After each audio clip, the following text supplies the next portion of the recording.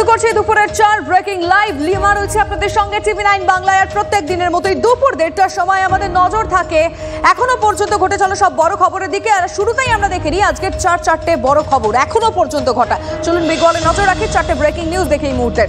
প্রথম breaking news কি রয়েছে আজকের ফার্স্ট ব্রেকিং এই রয়েছে মালদা, কারণ সেখানে মানিকচকের স্কুলের মাঠে বন্দুকবাজি হলো। কেন ঘটলো? শূন্যে 4 রাউন্ড গুলি চালিয়ে ভলিবল টুর্নামেন্টের উদ্বোধন শুনেছেন কখনো? ছবিটাও দেখাবো। আসুন সেকেন্ড ব্রেকিং নিউজ দেখে নি চট করে। আজকে সেকেন্ড ব্রেকিং কি রয়েছে? বাংলাদেশের জঙ্গি সংগঠনের 20 নজর ভারতে। তাহলে এবার গোয়েন্দারা কি করবে? ভারতের মৌলবাদী সংগঠনের হাত ধরে জাল বিস্তারের ছক কি পরিকল্পনা ছিল সেদিকে নজর থাকবে।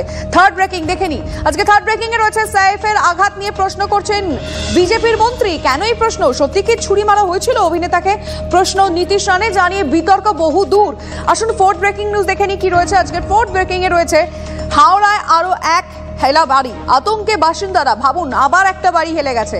শরৎ চ্যাটার্জি রোডের পর এবার সত্যেন বোস রোড। নজর রয়েছে TV9 বাংলায়। আর এই মুহূর্তে দাঁড়িয়ে বড় খবরের দিকে আমাদের নজর রাখতে হচ্ছে। সৈফ আলী খান এখন সেফ রয়েছেন, কিন্তু প্রশ্ন অনেকগুলো। এবার রহস্যে মোড়া 1 ঘন্টা 41 মিনিট। হামলার রাতে বাড়ি থেকে হাসপাতাল পৌঁছতে যেখানে 15 মিনিট মতো, আনুমানিক প্রায় 15 মিনিট মতো লাগার কথা, সেখানে কতক্ষণ লেগেছে জানেন? ওই সময়টা যেটা নিয়ে এত জলঘোলা, 1 ঘন্টা 41 মিনিট সময় লাগলো হাসপাতালে পৌঁছতে। কেন এতটা সময় কেন লাগলো? এই প্রশ্ন উঠছে। পুলিশের দাবি, ধৃত অভিযুক্ত শরীফুলের সঙ্গে সৈফের বাড়িতে পাওয়া আততায়ীর ফিঙ্গারপ্রিন্ট ম্যাচ হয়ে গেছে। কিন্তু আরো একটা প্রশ্ন আসছে শরীফুলের বাবার বক্তব্যকে ঘিরে। কি বলছে জানেন শরীফুলের বাবা? রুহুল আমির ফকিরের দাবি, সিসিটিভিতে যে ছবি দেখা যাচ্ছে বা যে ব্যক্তির ছবি দেখা যাচ্ছে সেটা তার ছেলেই নয়। আর এদিকে গোটা ঘটনায় সৈফের 4 পুরুষ পরিচারিকও পুলিশের সন্দেহের তালিকায় রয়েছে। এই 4 জনের নাম হলো রমেশ, হরি, রামু ও পাসওয়ান। পুলিশের সন্দেহ আততায় লিঙ্কম্যান হিসেবে কাজ করেছিল সৈফের এই 4 পুরুষ পরিচারক।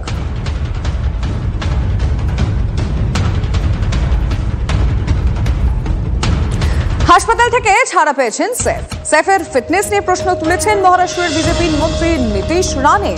সত্যি কি ছুরি মারা হয়েছে অভিনেতাকে, নাকি অভিনয় করছেন? অপারেশনের কয়েকদিন পরে কিভাবে হাঁটা চলা এত স্বাভাবিক? প্রশ্ন উঠছে। এই প্রশ্নগুলো তার মনে এসেছে।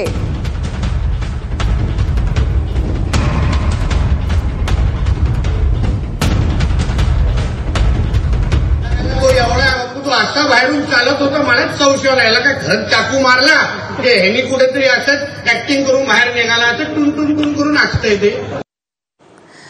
যদিও সাইফের মেডিকেল রিপোর্টে লীলাবতী হাসপাতালের তরফে জানানো হয়েছে অভিনেতার শরীরে মোট 5টি চোট লেগেছে।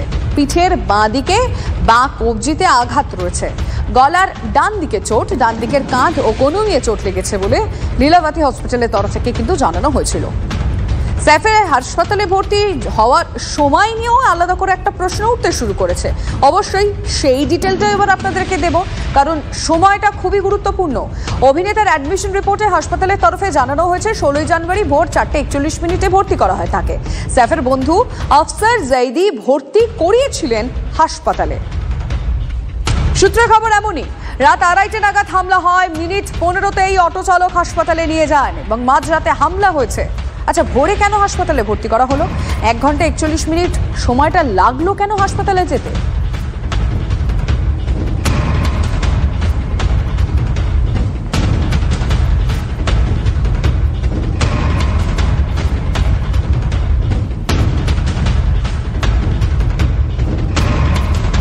অত বড় একটা